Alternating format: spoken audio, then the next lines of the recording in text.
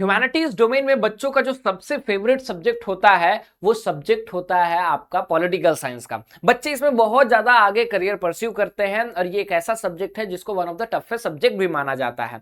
अब इस toughest subject में अगर हम लोग बात करें तो इसकी सिलेबस क्या है, पिछले 2 साल में क्या चेंजेस किए गए, इंपॉर्टेंट टॉपिक्स क्या हैं, इन सब पे हम लोग डिटेल में बात करने वाले हैं। नमस्कार, स्वागत है आपका हमारे ऑनलाइन लर्निंग प्लेटफॉर्म बेसिक शिक्षा पे। मैं अमित तिवारी आप सभी का ह्यूमैनिटीज डोमेन मेंटर एक बार फिर से आपके इस प्यारे चैनल पे आपका स्वागत करता हूं।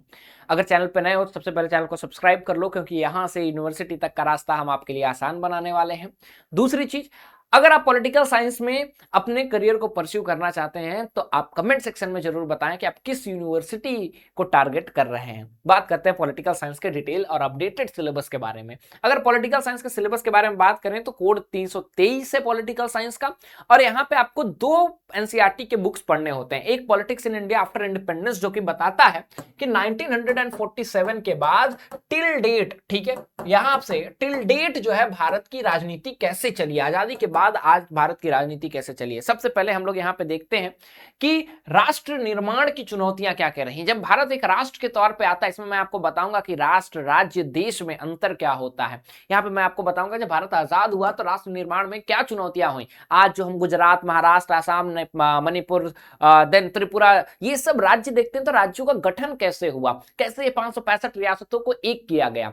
तो हम लोग सबसे पहले देखेंगे कि जब भारत आजाद होता है तो 3 मुख्य चुनौतियां रहती हैं। एक, राष्ट्र को बनाना, पहले चैप्टर में देखेंगे। दूसरा, लोकतंत्र की स्थापना करना, जहां पे 3 लगातार चुनाव में 15 साल तक देखेंगे कांग्रेस का डोमिनेंस रहता है।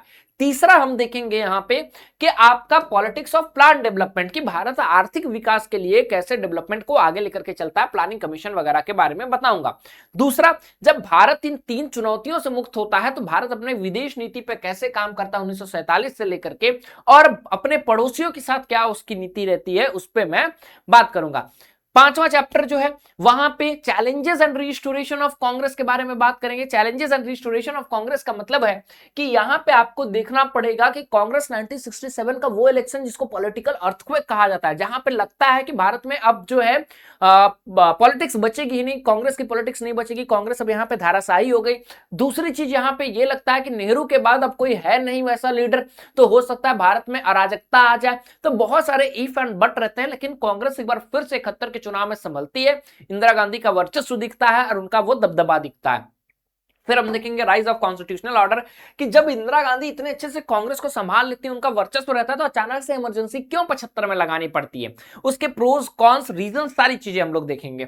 उसके बाद रीजनल एस्पिरेशंस में हम देखेंगे कि अलग अलग राज्यों का क्या क्या एस्पिरेशन रहा है। लोकतंत्र में अगर आपके एस्पिरेशंस रहे, आपकी महत्वाकांक्षाएं रही हैं, तो उसको पूर्ण करना ही लोकतंत्र का धर्म है, और यही चीजें हम लोग इस चैप्टर में पढ़ेंगे। 8वें में हम लोग देखेंगे डेमोक्रेटिक अपसर्जेस और रिसेंट इश्यूज में कि हाल में ही हुए बदलाव, चाहे 1989 के बाद भारत की राजनीति में गठबंधन का युग आया हो, अयोध्या जो कांड का रहा है, गोधरा कांड रहा है, अयोध्या मंदिर का इश्यूज रहा है, मंडल कमीशन रहा है, ये रीजनल पार्टीज का दबदबा रहा है, गठबंधन का दौर आना, ये सारी चीजें हम लोग यहां पे देखेंगे।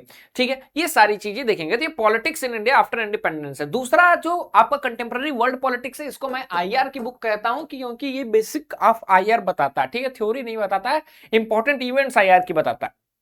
अब यहां पे क्या आप देखना पड़ेगा, यहां पे देखना पड़ेगा कि पोस्ट 1945 दुनिया कैसे चलती है। 1945 से 1991 तक हम देखेंगे कि कैसे कोल्ड वॉर आपका स्टार्ट होता है। ये चैप्टर 1 क्यों डिलीट किया गया मुझे भी नहीं पता। डायरेक्ट आपको disintegration of second world war and collapse of USSR पढ़ना कि यूएसएसआर क्यों टूटता है। अब उससे पहले कोल्ड वॉर को समझना पड़ेगा, जो कि एक अलग लेक्चर में मैं तुम्हें पढ़ा दूंगा अच्छे से कि कोल्ड वॉर क्या था, क्या मेन इवेंट्स थे, वो बता दूंगा बेसिक्स आपको। ठीक है, उसके बाद क्यों टूटता है वहां से मैं स्टार्ट करूंगा। यूएसएसआर के बनने से टूटने तक का सफर मैं बताऊंगा, 1917 से 1991 तक का सफर। उसके बाद कि 1945 से 1991 तक अल्टरनेट सेंटर्स कैसे पावर्स के राइज होते हैं, एशियान का राइज हो, ईयू का राइज हो, चाइना का राइज हो, इंडिया का राइज हो, रशिया का राइज हो, सारी चीजें मैं बताऊंगा। फिर साउथ एशिया में हम देखेंगे कि किस तरह से श्रीलंका, इंडिया, पाकिस्तान, नेपाल, भूटान, बांग्लादेश, मालदीव्स, यहां पे लोकतंत्र की क्या स्थिति रहती है, कैसे यहां पे लोकतंत्र स्थापित होता है, कहां पे मिलिट्री रूल आता है, ये सारी चीजें हम लोग पढ़ेंगे। उसके बाद हम लोग इंटरनेशनल ऑर्गेनाइजेशन में यूएनओ को पढ़ेंगे, एनजीओ को पढ़ेंगे, आईएमएफ, वर्ल्ड बैंक वगैरह को पढ़ेंगे, और बेसिकली यूएनओ को पढ़ेंगे, यूएन को पढ़ेंगे। ठीक है, उसके बाद हम सिक्योरिटी और इन्वायरमेंट और ग्लोबलाइजेशन, तीन थियोरेटिकल चैप्टर्स हैं जहां पे हम लोग सिक्योरिटी देखेंगे कि सिक्योरिटी का मतलब क्या होता है। अब इन तीनों से पैराग्राफ बेस्ड क्वेश्चंस आते हैं, ठीक है, ज्यादातर चांसेस है इन्वायरमेंटल और ग्लोबलाइजेशन से पैराग्राफ और कार्टून बेस्ड क्वेश्चंस आने का, मतलब 25 मार्क्स के क्वेश्चंस आते हैं। अब ग्लोबलाइजेशन में कि ग्लोबलाइजेशन के नेगेटिव्स क्या है, पॉजिटिव्स क्या है, यहाँ पे अगर क्वेश्चन पैराग्राफ के नहीं आए तो डायरेक्ट जो फैक्ट्स दिए गए रहते हैं, जैसे यहाँ पे ट्रीटीज है, इस 5th वाले चैप्टर में ट्रीटीज बहुत सारी हैं, वो सारी ट्रीटीज याद कर लेना। इन्वायरमेंट नेचुरल रिसोर्सेज में डेट्स हैं, क्योटो प्रोटोकॉल, अर्थ समिट वगैरह का डेट है, इंडिया कब रेटिफाई करता है, ये सारी चीजें हैं। फिर ग्लोबलाइजेशन में आपका world social forum, world economic forum वगैरह के बारे में है, वो आपको देखना है। इंपॉर्टेंट चैप्टर्स की अगर मैं आपको बात करूं तो सबसे इंपॉर्टेंट चैप्टर आपके लिए इंटरनेशनल ऑर्गेनाइजेशन और अल्टरनेट सेंटर ऑफ पावर हो जाता है। इधर अगर हम लोग बुक 1 में आए तो बुक 1 में आपका रिसेंट इशू आ जाता है, रीजनल एस्पिरेशंस और डेमोक्रेटिक अपसर्जेस आ जाते हैं, challenges and restoration crisis in democratic order आ जाता है, और नेशन बिल्डिंग आपके लिए इंपॉर्टेंट चैप्टर के तौर पे आता है। ये रहा पॉलिटिकल साइंस का कंप्लीट डिटेल सिलेबस। लेकिन इसकी तैयारी कैसे करेंगे, इंपॉर्टेंट वो है। तैयारी के लिए आपको क्या जरूरत होगी, एक प्रॉपर स्टडी प्लानर की आपको जरूरत होगी, जहां पे आप देख सकें कि मेरा जो है लेक्चर कंप्लीट हुआ या नहीं, मैंने उसका डीपीपी किया कि नहीं, मैंने रिवीजन किया कि नहीं, प्रैक्टिस सेट किया कि नहीं, मैंने टेस्ट किया कि नहीं, ये सारी चीजें आपको पता होनी चाहिए।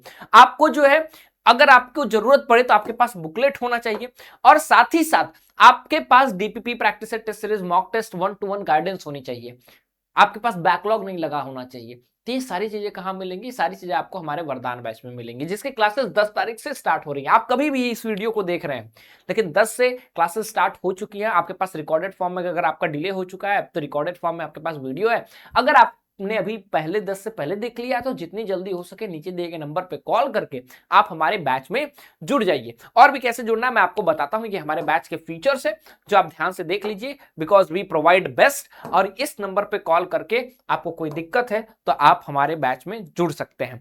बाकी मिलते हैं क्लासेस में और अच्छे से हम लोग डिटेल में पढ़ेंगे। टिल देन कोई भी डाउट हो तो कमेंट सेक्शन में बताएं, मैं उस पर भी वीडियो लेकर के जरूर आऊंगा। Will meet in next video, till then thank you so much, जय हिंद।